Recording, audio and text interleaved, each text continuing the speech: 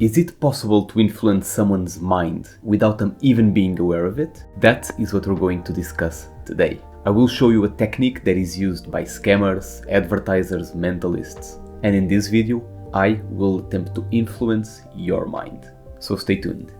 Let's start this discussion with an amazing example of mind control.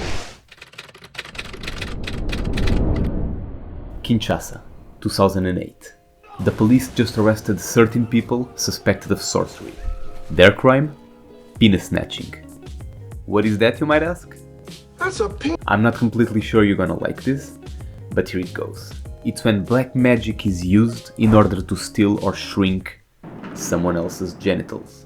The victims believed that just by getting touched by the scammers, their genitals would reduce in size or even disappear. I think I might have been a victim. But in all seriousness, this is a real syndrome known as Koro, and is even described in the DSM. Of course, no penis was shrunk in the making of these crimes. The real issue is that the criminals were manipulating the victims in order to later extort them for cash with the promise of a cure.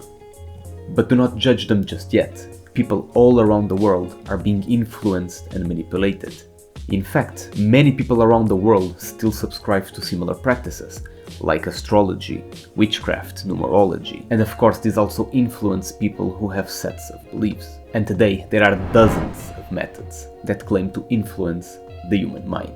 Although these practices and techniques seem fantastic, the scientists have always had a hard time reproducing them reliably. But what if I told you that there is one technique that's been more successfully studied and reproduced than most others? It's called priming. So what does this mean? And how is it done? Priming is when non-relevant stimuli are used in order to create a predisposition to certain behaviors. Priming is supposed to have an effect on our network of associations. Given enough inputs, certain ideas, feelings and associations start to take shape in the individual's mind. It's awesome that you're still watching the video, because I'm about to tell you the incredible story of the experiment that kickstarted the studies in priming. Priming was first described in an experiment in 1996, when John Bargh tested the concept of social priming by giving the subject of the study a scrambled sentence test. Now the test consisted in organizing 10 sentences, one by one, each with 4 words, like you see on the screen right now. Pretty easy, right? Now, John used these sentences as a way to include words that aim to influence the subject's thoughts and behaviors. In fact, the test was just a diversion in order to keep them occupied while they absorbed the non-relevant stimuli.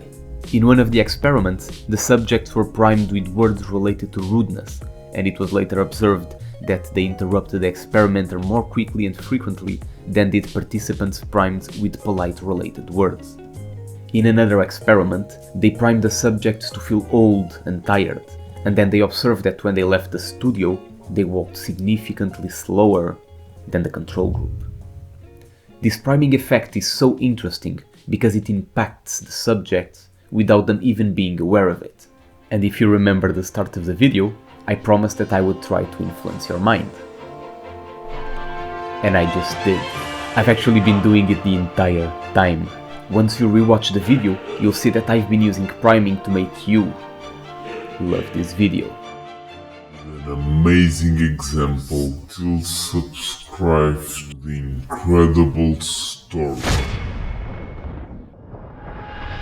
Okay, so the statistical significance of priming is actually kinda subtle. Still, researchers have been able to reproduce the phenomena with several other elements, like posters on the wall, music, spoken phrases, temperatures, and many other variations of stimuli. So, did it work for you?